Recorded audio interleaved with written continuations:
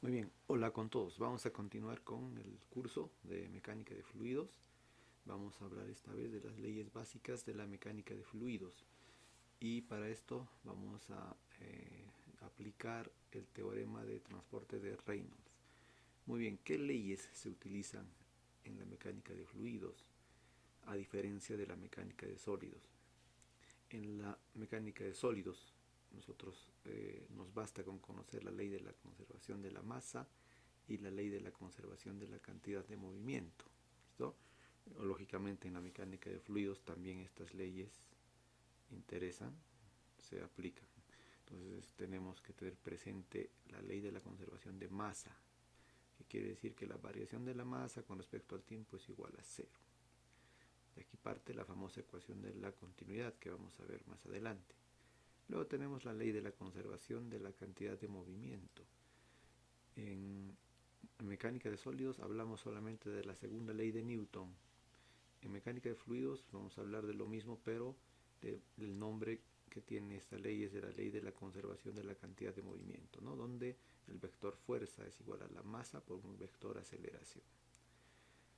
Muy bien, en mecánica de fluidos se tiene que tomar en cuenta también la ley de la conservación del momento cinético, que quiere decir que la variación del vector momento con respecto al centro de masas es igual a la derivada del momento cinético con respecto al tiempo, siendo el momento cinético también un vector. Y se puede expresar con esta forma, ¿no? La sumatoria de vectores de posición por vectores de velocidad por la variación de masa, ese es el momento cinético. Muy bien, esto es sobre todo muy importante en partículas rotacionales. En mecánica de fluidos se estudia esta ley también. Aparte de estas tres leyes básicas que hemos mencionado, tenemos que aplicar en fluidos las leyes de la termodinámica, la primera y la segunda ley de la termodinámica. La primera ley dice que la variación de la cantidad de calor menos la variación del trabajo es igual a la variación de la energía, ¿no? O escrito de otra forma, derivada de Q menos derivada de W es igual a la derivada de E con respecto a tiempo. La segunda ley de la termodinámica dice que la variación de la entropía siempre es mayor a la de derivada del calor sobre la temperatura. Todas esas son las leyes en mecánica de fluidos. Ahora, en el curso nosotros estamos estudiando hidráulica, vamos a estudiar solamente líquidos. Así que las leyes de la termodinámica pasan a un segundo plano, porque estas se utilizan cuando vamos a estudiar flujos compresibles, ¿no? O sea, gases.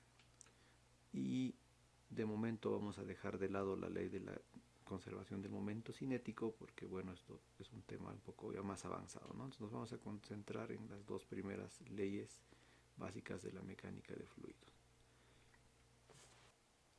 Bien, para estudiar las leyes de la mecánica de fluidos existen dos formas. No es mediante el estudio de volúmenes de control y la segunda forma es mediante ecuaciones o mediante ecuaciones diferenciales, ¿no? Analizando elementos diferenciales. Bueno, en esa parte vamos a tratar acerca de volúmenes de control. Y para trabajar con volúmenes de control tenemos que aprender o aplicar el teorema de transporte de Reynolds.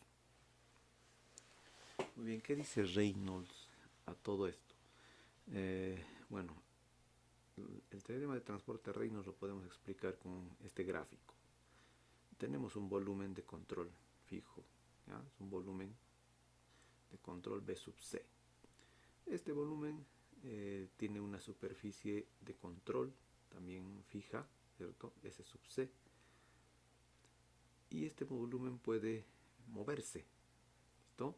Entonces, si esta línea continua es el volumen en un tiempo t, esta línea punteada será pues el volumen en un tiempo t más d sub t.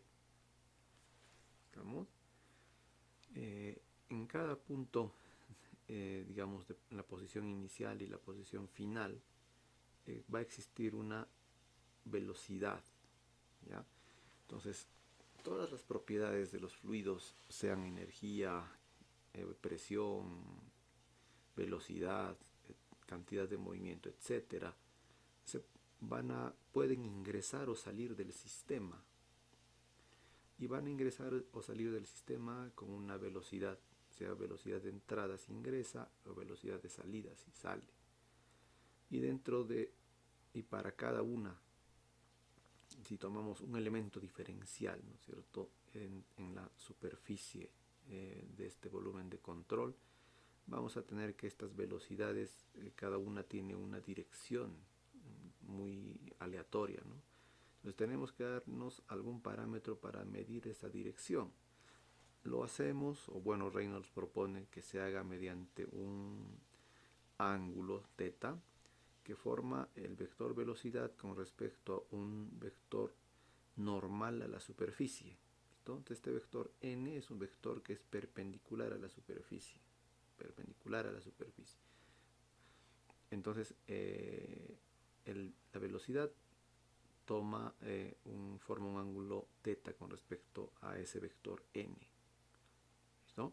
Eso sucede tanto en la entrada como en la salida, ¿no? Entonces acá estamos diferenciando que al volumen de control pueden entrar cantidades y pueden salir cantidades, ¿ya?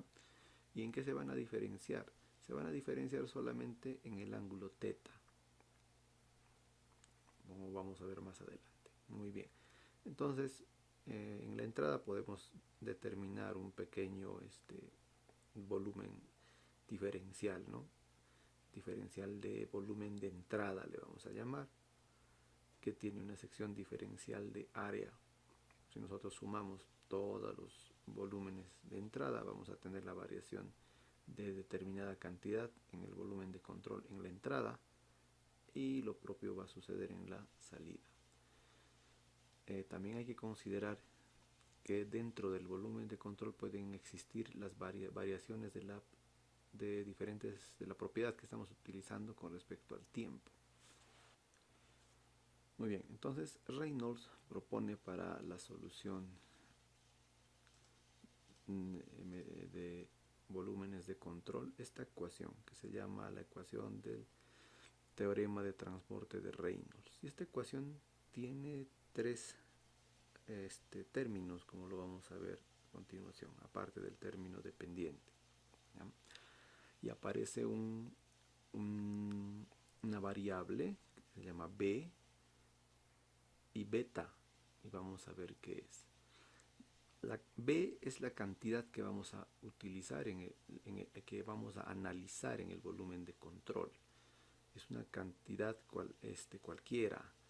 Puede ser, por ejemplo, el caudal, o puede ser la energía, o puede ser el trabajo, o puede ser la cantidad de movimiento, etc., ¿ya? De tal manera que B en el volumen de control va a ser la integral de una variable beta por la diferencia de masa. Y a beta le vamos a llamar la propiedad intensiva de la cantidad B. A ver, si B es energía, beta va a ser la propiedad intensiva de la energía. ¿Listo? Entonces, si despejamos B va a ser la derivada de B con respecto a la masa. Entonces acá ya tenemos que es B, depende de qué cantidad estamos analizando, y beta sabemos que es la derivada de B con respecto a la masa. Muy bien, ahora veamos los tres términos. El primer término es la variación de esta variable beta dentro del volumen de control con respecto al tiempo. O sea, vamos a ver, si estamos analizando la energía, por ejemplo, ¿cómo varía la energía dentro del volumen de control con respecto al tiempo? ¿Listo? Acá hay que recordar una propiedad. Hemos dicho que un flujo puede ser estacionario o no estacionario, que es lo mismo decir que es un flujo permanente o no permanente. Si el flujo es estacionario o permanente, decimos de que las propiedades con respecto al tiempo no varían.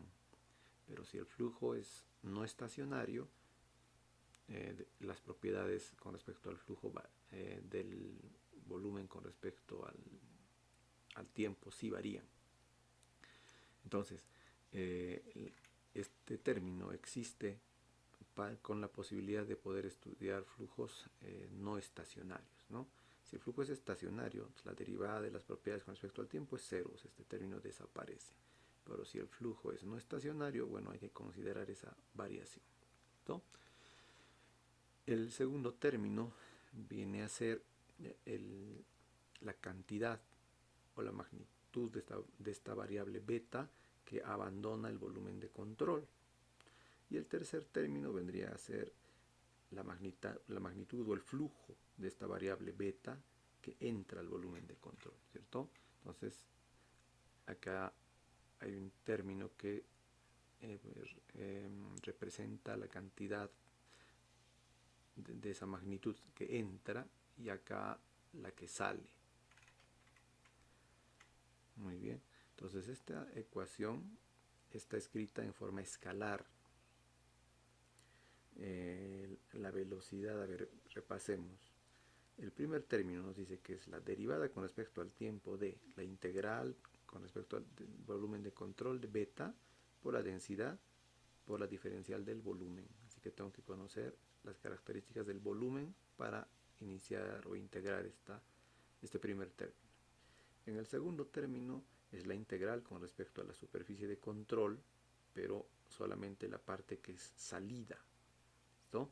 De beta, densidad, la velocidad que es escalar por el coseno del ángulo teta, este de acá. Entonces, si yo conozco el ángulo teta, puedo aplicar esta ecuación. El problema es cómo determino el ángulo teta. Y esta parte y el tercer término muy parecido, sino que es negativo, ¿cierto? A diferencia del segundo término, igual, la integral con respecto a la superficie de control de beta, densidad, velocidad escalar, coseno de teta, pero solamente la parte del área que está en la entrada. ¿Listo? Muy bien, este es el teorema de transporte de Reynolds y bueno, este se puede escribir de distintas formas, ¿no? Una forma, por ejemplo, más generalizada o elegante de escribir esto es utilizando vectores. Entonces, si utilizamos vectores no necesitamos distinguir qué es salida y qué es la entrada, porque el vector resultante nos va a dar un signo, ¿no? Si el vector es por decir positivo, va a significar salida, y si el vector es negativo, va a significar entrada, y eso va a depender solamente de la posición del vector, ¿ya? Entonces, si n, dijimos, es un vector perpendicular al área, ¿cierto? Perpendicular, aunque este gráfico no parece perpendicular, es cuestión de... El vector es perpendicular al área, acá, ¿ya? Entonces, si n es el vector perpendicular, siempre lo vamos a tomar hacia el exterior como positivo, ¿cierto? Y n es el vector de velocidad. Entonces, podemos aplicar el producto punto, ¿no? N punto B, ¿listo? Entonces, n punto B va a ser positivo, ¿cierto? Si es que la velocidad es saliente, y n punto B va a ser negativo si la velocidad es entrante. Entonces podemos juntar el segundo y el tercer término de esta expresión en una sola expresión vectorial, ¿listo? Entonces, el teorema de transporte de Reynolds va a ser así, ¿no? En el segundo término va a ser la integral con respecto a la superficie de control de beta por la densidad por el producto punto entre el vector velocidad, el vector n es normal y la diferencial de área. Entonces acá ya no diferencio área de salida, área de entrada, solamente la diferencial de área. Entonces, un problema de aplicación para ilustrar lo que hemos estado hablando. Y dice, un volumen de control fijo tiene 3 secciones unidimensionales en el contorno, ¿ya? Como se muestra en la figura. El flujo es estacionario dentro del volumen de control y dice, determine la variación temporal de la energía del sistema que ocupa en este instante el volumen de control, ¿ya? Entonces dice primero volumen de control fijo, o sea, este volumen no se va a mover, ¿ya? No se va a mover, eso es importante. Tiene secciones unidimensionales, 1, 2 y 3. Si dice unidimensionales, significa que el flujo dentro de estas secciones se realiza en una sola dimensión, o sea, este vector velocidad es perpendicular a este área de ingreso, es lo que nos quiere decir. ¿Ya? Entonces, en el punto 1 y el punto 2 son áreas de ingreso y el punto 3 es área de salida. Dice el flujo es estacionario, quiere decir que las variaciones de las propiedades del flujo con respecto al tiempo son cero. Y nos da este cuadro. ¿Ya? Entonces dice que en la sección 1, 2 y 3 se han medido las siguientes magnitudes. En la sección 1 es de entrada, la sección 2 es de entrada y la sección 3 es de salida. Tenemos las densidades, a ver, en este caso las densidades en los tres puntos son constantes, podrían variar, y son de 800 kilogramos por metro cúbico. Las velocidades en el punto 1 es de 5 metros por segundo, 2 de 8 metros por segundo y en 3 de 17 metros por segundo. Tenemos el área de cada sección también, de 2, 3 y 2 metros cuadrados respectivamente. Y tenemos el valor de la energía por unidad de masa. ¿Listo? E va a ser la energía por unidad de masa. Y están medidas en joules por kilogramo. ¿Ya? Entonces en el punto E hay 300 joules por kilogramo, en el punto 2 hay 100 joules por kilogramo y en el punto 3 hay 150 joules por kilogramo. Entonces vamos a identificar la variable que queremos estudiar. Nos están pidiendo la variación de la energía con respecto al tiempo. Entonces la variable que vamos a estudiar va a ser la energía. Entonces B va a ser energía. Y beta, que por definición es la variación de B con respecto a la masa, va a ser la variación de la energía con respecto a la masa. ¿Listo? Y ese va a ser la energía por unidad de masa que tenemos en el cuadro, va a ser E minúscula. La ecuación de transporte de Reynolds es esta de acá, la hemos copiado para tener un poco de visibilidad nada más. Y nos dicen que el flujo es estacionario, o sea que las propiedades del flujo con respecto al tiempo son cero. Entonces, en este término, variación de las propiedades con respecto al tiempo, ¿no?, es igual a cero. Entonces, la ecuación se reduce solamente a esta expresión. Y en esta expresión tenemos que aplicar lo que vimos hace un instante. Si el flujo es de salida, el producto punto de la velocidad por el vector n me va a dar la velocidad con signo positivo, ¿cierto? La velocidad escalar, ¿cierto?, con signo positivo. Y si el producto punto de n, b de b por n, es de entrada, entonces me va a dar la velocidad pero con signo negativo, ¿no?, en forma escalar también. Muy bien, entonces todo lo que, en resumen, lo que sale es positivo y lo que entra es negativo. Entonces nuestra ecuación la podemos escribir así. Tenemos tres áreas definidas, ¿no?, tres secciones definidas. Entonces la integral se convierte en una sumatoria de tres términos. Y estos tres términos son así. A ver, beta, que es E, está. La densidad, ahí está. El área, está acá. Y ahí el producto punto del vector velocidad por el vector de posición o el vector normal n, me van a dar la velocidad escalar. Y de acuerdo a ese producto punto, las magnitudes que ingresan son negativas, ¿no?, o que salen son negativas, y las que ingresan son positivas. Listo.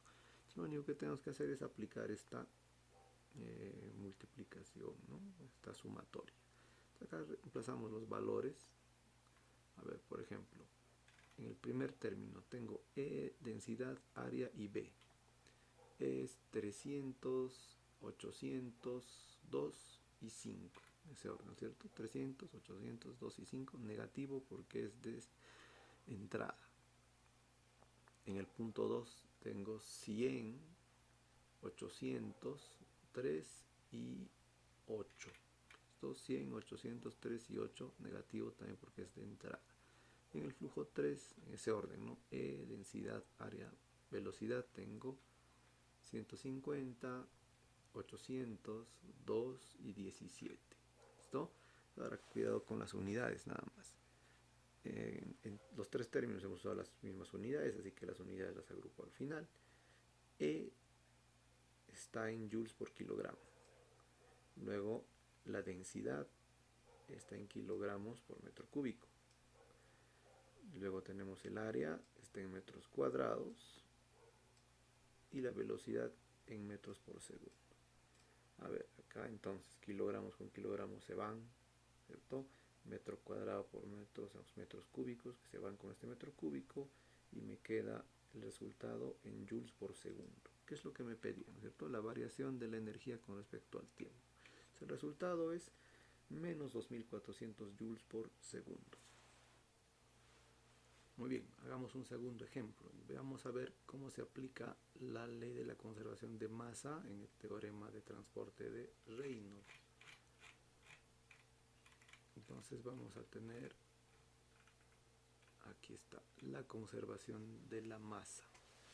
Entonces, ¿qué vamos a hacer? Vamos a darle a B, ¿no es cierto? La propiedad B le vamos a dar el valor de la masa. Entonces la propiedad intensiva de B va a ser la derivada de masa con respecto a la masa, o sea, va a ser 1. ¿No? ¿Recuerdan? B es una propiedad cualquiera del flujo, la propiedad en estudio del flujo. Y beta es la derivada de B con respecto a la masa. Ya, muy bien. Entonces, aplicando reemplazando esos valores en la ecuación del teorema de transporte de Reynolds, vamos a tener la derivada de la masa con respecto al tiempo. Pero la ley de la conservación de la masa nos dice que la derivada de la masa con respecto al tiempo es 0, ¿cierto? O sea, la masa no puede variar con el tiempo, ¿no? Va a ser igual a la derivada con respecto al tiempo de la integral con respecto al volumen de control de beta, que es 1, por la densidad, por la derivada de volumen, más la integral con respecto a la superficie de control en la salida de beta, que es 1 por la densidad, por la velocidad coseno de teta, menos la integral con respecto a la superficie de control en la entrada de beta, que es 1 por la densidad, por la velocidad coseno de teta. ¿No? Muy bien, esta ecuación nos daría, esta ecuación nos explica el comportamiento de un flujo no estacionario cuando aplicamos la ley de la conservación de masa. ¿No? Si queremos especificar un poco esto, podemos aplicar esta ecuación para el flujo estacionario. Significa que la derivada de las propiedades del fluido, no sé cómo escribir esto, F, ¿cierto? Con respecto al tiempo es 0. Entonces este término de la ecuación se hace 0 y desaparece. Entonces nos quedamos con esta expresión, que 0 es igual a la integral de densidad, velocidad, coseno de teta, diferencial de área en la salida, menos los mismos valores en la entrada. Puedo pasar uno de estos valores al otro lado y tengo esta ecuación. ¿Listo? Muy bien. Esta ecuación es una integral cuando, bueno, yo conozco, digamos, la función del área con respecto a una ecuación, digamos, ¿no?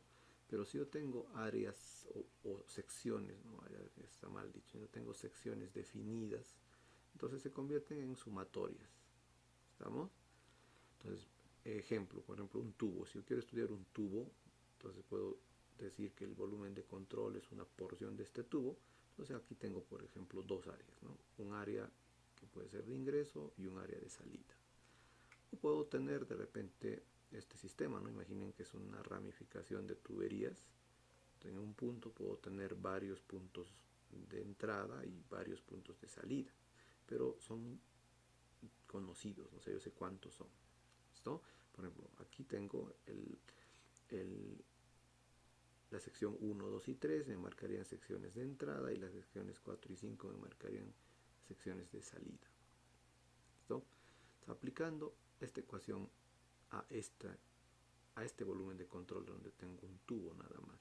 Esto tengo una sección de entrada y una sección de salida. Entonces en la sección de entrada, bueno, el coseno deja de tener este sentido, ¿cierto? Voy a hablar solamente de la velocidad. A ver, ¿por qué? Porque coseno es el ángulo que forma la velocidad con un vector normal a la sección. Si el vector es normal a la sección y la velocidad es perpendicular a la sección, significa que coseno es 0, ¿cierto? Y coseno de 0 es 1. Entonces, esto desaparece. Para este ejemplo, por ejemplo, tendríamos la densidad en el punto 2, que es en la salida, velocidad en el punto 2, ¿cierto? Y por el área en el punto 2 va a ser igual a la densidad en el punto 1, velocidad en el punto 1, área en el punto 1. ¿Listo? Y esta famosa expresión es la ecuación de la continuidad, ¿verdad? Que hemos estado aplicando en problemas anteriores. Y si el flujo es incompresible, o sea, nos referimos a los líquidos, la densidad es constante, entonces podemos anular la densidad y nos quedamos con que la velocidad por el área es constante y a esa magnitud le conocemos como caudal. Y es la ecuación que utilizamos en los tubos, ¿no? En un tubo el caudal es constante y en cualquier sección va a ser igual a la velocidad media por el área. ¿Listo? Esta ecuación sería válida para si tengo una entrada y una salida. ¿Listo? Pero si tengo varias entradas y varias salidas, partiendo de esta ecuación, ¿cierto? Estas integrales las expreso como sumatorias. Entonces tendría la sumatoria de densidad, velocidad y área en la salida y la sumatoria de densidad, velocidad y área en la entrada. Por ejemplo, para este ejemplo, acá tendríamos que en la salida densidad, velocidad y área 4 más densidad, velocidad y área 5 va a ser igual a densidad, velocidad, área 1 más las mismas propiedades en 2 y las mismas propiedades en 3. Esto explica de mejor forma la ecuación de la continuidad del flujo. Muy bien, muy bien. ¿Qué más decíamos? Bueno, si el flujo es incompresible, ya sabemos que la densidad se puede simplificar y nos quedamos con la ecuación de la continuidad. ¿Listo? ¿Qué parte de esta expresión? Muy bien, ¿no? Y esto aterrizaría en que el caudal 4 más el caudal 5 va a ser igual al caudal 1 más que el caudal 2 más el caudal 3, que lo podemos expresar. Caudal que sale es igual al caudal que entra. ¿Listo? Muy bien, y decíamos también lo siguiente, ¿no? La velocidad, que está con rojo, si la sección es perpendicular al volumen de control, entonces esta velocidad puede ser pues perpendicular a la sección, ¿cierto? Obviamente. El concepto de este vector m, que es perpendicular hacia a la superficie. ¿Listo? Entonces, si la velocidad es perpendicular, el ángulo θ que forman estos vectores es 0, ¿no? Son paralelos, no son paralelos, en realidad están en la misma, son paralelos, están en la misma línea de acción. ¿Listo? Pero eso no siempre es así, la velocidad podría ingresar con un ángulo distinto, ¿no? Entonces, esta ecuación nos podría permitir evaluar esa situación si es que conocemos ese ángulo. Muy bien, hasta aquí este video y continuamos y nos vemos en la próxima oportunidad.